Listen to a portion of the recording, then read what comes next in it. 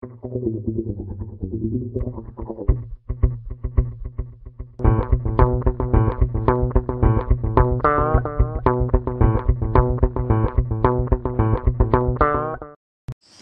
இல்லா காதல், அதாவது இந்த திரைப்படம் காதலுக்கு இலக்கணம் இல்லைன்றது தெரிஞ்சிருந்தாலும் இந்த படத்து மூலமாக ஒரு கருத்தை சொல்ல போகிறாங்க. புது கருத்து அப்படின்னா காதலில் புது கருத்து யாராலையும் சொல்ல முடியாது. காதல் அழியாதது. காதல் எல்லோருடைய வாழ்க்கையிலும் காதலை சந்திக்காத நபர்கள் இருக்க முடியாது. அப்படி இல்லை அப்படின்னு சொன்னால் நம்ம போய் சொல்கிறாங்க. ஏன்னா காதல் என்பது அது எப்படி வரும், எங்கேருந்து வரும், எந்த சூழ்நிலையில் வரும் யாருக்கும் தெரியாது. இந்த கதையில் ஒரு வித்தியாசம் இருந்தது. எதுக்காக இந்த படத்தில் நான் பாடியிருக்கேன் அப்படின்னா, நான் அதோட 3 பாடல்கள் பாடியிருக்கேன். அது ஏய் படத்தில் பாடியிருக்கேன். அப்புறம் தருண் கோபி சார் பாட்டு ஸ்ரீகாந்த் இசையில் பாடியிருக்கேன். ஜெயமணி பார்த்த உடனே இயக்குனர் பார்த்த உடனே அவர் ஒரு டெக்னீஷியனுக்கு நல்லா தெரியும். என்னுடைய பழகி கொண்டிருக்காரு, இனிய சகோதரர், இனிய நண்பர். சீரியல்லாம் டைரக்ட் பண்ணியிருக்காரு. அப்போ இந்த படம் டைரக்ட் பண்ண போகிறேன் அப்படின்னு சொல்லும்போது சந்தோஷப்பட்டேன். அதே சமயத்தில் நான் எதுக்கு இந்த படத்தில் பாடணும் அப்படின்னு அவர் கேட்கும்போது படத்தோட தீமை பற்றி சொன்னார். அந்த இலக்கணம் இல்லா காதலுடைய கதை என்னன்னு கேட்டேன். ஜென்ரலாக அது கேட்கும்போது ஒரு ரியல் லைஃப் இன்சிடென்ட்டோட தழுவலாக இருந்தது. இந்த பாடல் எந்த சூழ்நிலை வருது அப்புறம் அடுத்தது கேட்டேன். அது சொன்ன சூழ்நிலைகள் ரொம்ப பிடிச்சிருந்தது. ஒரு பக்கம் ஒரு டுவேட் சாங், ஒரு பக்கம் ஒரு பேத்தாஸ். இந்த ரெண்டுமே என் மேலே கான்ஃபிடென்ஸ் வச்சு. நான் ஒரு ப்ரொஃபஷனல் சிங்கர் கிடையாது. ஒரு ஞானம் இருக்கும். ஞானம்னா அது ரிதம், அந்த சென்ஸ் ஆஃப் ரிதம். அது நடிப்பாக இருந்தாலும் சரி, என்னுடைய மூவிஸ் இருந்தாலும் சரி, எல்லாமே ரிதம், ஒரு ஃபீல். நான் என்ன ஃபீல் பண்ணணும் அதை நான் பண்ணோம் தான் இந்த சுப்ரீம் ஸ்டாராக போட்டப்படுகின்ற சரத்குமார்னு சொல்லணும். அதனால் ஜெயமணி சொன்னோன்னே பிடிச்சி போச்சு. அதுவும் இன்றைக்குமே என் நண்பர்களுக்கு அது எந்த ஒரு சூழ்நிலை இருந்தால் நண்பர்கள் ஏதாச்சும் கேட்டால் இன்றைக்கி மறுக்கிறது கிடையாது. நிறைய தடவை மேடையில் முன்னேறி இருந்தால் பாட்டு பாடியிருக்கேன். ரோசா போச்சுன்னா ரோசாவை பாடியிருக்கேன். இதெல்லாம் பார்த்து நீங்கள் அதை பார்த்தனால இந்த பாடலை பாட முடியுமா அப்படின்றப்போ இங்கே தான் Williams comes in the picture. ஏன்னா ஒரு மியூசிக் டைரக்டர் தன்னுடைய முதல் படத்தில் நல்ல ஒரு பெரிய சிங்கராக வச்சு நம்ம பாடல் வந்தால் நல்லா இருக்குமே சார்னு சொல்லி சஜஸ்ட் பண்ணுறது நியாயமான ஒன்று.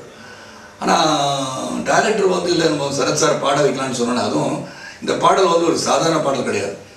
ஒரு ஹைலி குவாலிஃபைடு ஒரு ப்ரொஃபஷனல் சிங்கர் கூட இந்த பாடல் அதாவது இந்த பேத்தாஸ் சாங்கோட high pitch it is really difficult. அது அவங்க ஈஸியாக பாடிடுவாங்கன்னு சொன்னால் அது கஷ்டம் தான் நான் நினைக்கிறேன். ஏன்னா அந்த ஹை பிச்சில் பாடணும் அப்படின்னு சொன்னால் பாடினா அந்த நடிகன் நடிக்கணும்.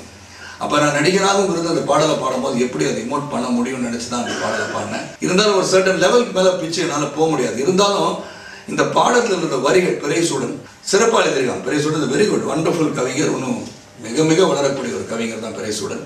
ரொம்ப ஆழமாக இந்த படத்தோடைய கதையை உணர்ந்து, இந்த சிச்சுவேஷன் உணர்ந்து பாடல் வரிகளை எழுதியிருந்தாங்க. அந்த வரிகள் பிடிச்சிருந்தது.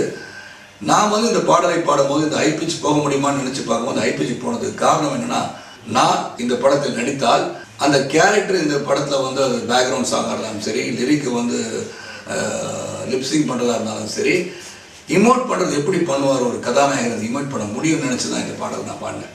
அதனால் I was able to Singh the song.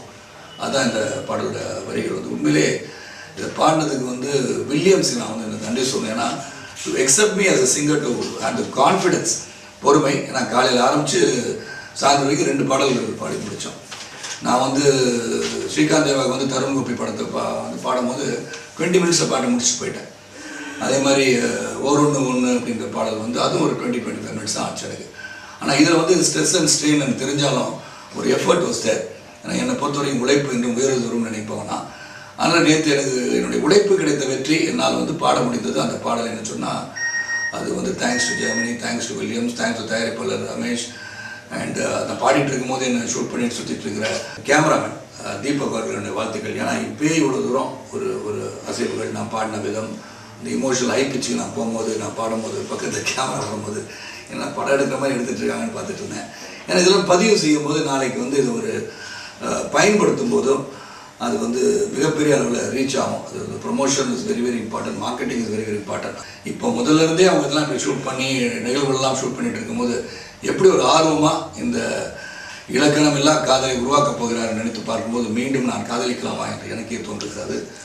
ஏன்னா இதில் சொல்லப்பட்ட கரு, இதில் காதலுக்கு ஜாதி இல்லை, மதம் இல்லை, அது உண்மைதான். அது எல்லாம் சொல்லிட்டாங்க. Right from Romeo and Juliet பீரியட்லேருந்து பார்த்தீங்கன்னா வெரி கிளியர்லி டோல்ட். ஆனால் இருந்தாலும் மக்கள் மாறுவதில்லை. அதனால் எனக்கு இதில் பிடிச்சிருந்த இந்த பாடலில் இந்த ஜாதி கலவரங்கள், ஜாதி மதம் பற்றி பேசுகிறது, இதெல்லாம் ஒரு ஃபெனட்டிக்கலாக இருக்க முடியாது. அந்த உள்ளத்தின் அடித்தளத்தில் இருக்கும் எல்லாமே. அது இருக்க வேண்டியது தான். ஒவ்வொருத்தரும் ஒரு மதம் இருக்கும், ஒரு ஜாதி இருக்கும். அதை வந்து வெளியே பறைசாற்றும் அளவுக்கு அதை தீவிரமாக நினைத்து பார்ப்பதற்கு இல்லாமல் உலகம் வந்து பார்த்தீங்கன்னா எல்லார் கையும் கீறி பார்த்தா சிவப்பாக தான் இருக்கும் ரத்தம்.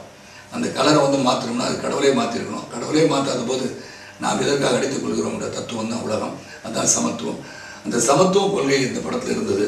அப்படிப்பட்ட ஒரு முயற்சி தான் இந்த ஜெயமணி அவர்கள் குழு எடுத்திருக்கின்ற முயற்சி. நிச்சயமாக இந்த முயற்சி வெற்றி பெற வேண்டும். அந்த முயற்சிக்கு என்னுடைய வாழ்த்துக்கள். எனக்கு இந்த 2 பாடல்களை பாட வைத்ததற்கு நன்றி. இந்த பாடல்களை நீங்கள் வந்து திரைப்படத்தில் சிறப்பாக அதை பதிவு செய்திருக்கும் போது அந்த பாடலை கண்டு ரசிக்க வேண்டும், அந்த பாடலை கேட்டு ரசிக்க வேண்டும். அந்த பாடலை நான் வந்து ஸ்டேஜில் பாட சொன்னீங்கன்னா கண்டிப்பாக என்னால் பாட முடியாது. அந்த ஹை பிச்சுக்கு நான் போய் மறுபடியும் பாடுவேன்னு எனக்கு தெரியாது. அந்த அளவுக்கு சிறப்பாக இந்த பாடல் வந்திருக்கு. அனைவருக்கும் என்னுடைய வாழ்த்துக்கள்.